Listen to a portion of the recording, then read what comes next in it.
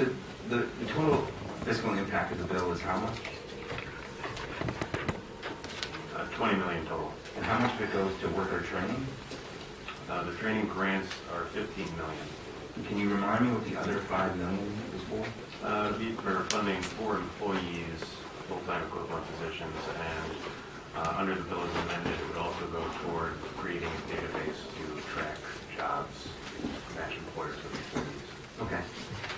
Thank you. That helps. So there's a couple things that I think need to be said about this bill in terms of the context in which it exists and what it's actually doing here. So let me start by just saying that I'm sort of not sort of surprised, I am surprised at the majority party response to something is to create another government agency and 4 more employees on an ongoing basis when we've already got a 100-year-old technical college system that has the capacity to do that and already has a database in place that can tell you where worker shortages are. So if we're going to spend $20 million, how about we spend all 20 of it on worker training instead of spending $5 million of it on bureaucrats and databases?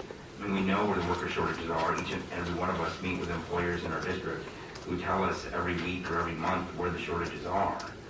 And I would like to remind the committee that this bill comes in the context of us in the last budget cutting 30% from the technical college system, over $72 million.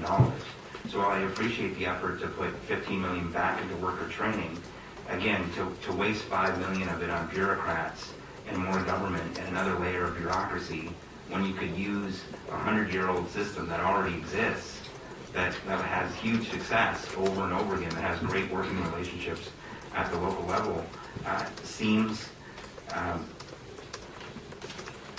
seems like a real missed opportunity. I mean, we did the biggest cuts, and when I say we, I mean the majority party in the last legislative session did the biggest cuts to technical college system that anyone can remember, perhaps the largest ever, a 30% cut in the midst of the state's worst recession. And so now you want us to spend $20 million today, but you want one of every $4 to go to databases and more employees, more state employees. That seems like a real missed opportunity to put all of that money.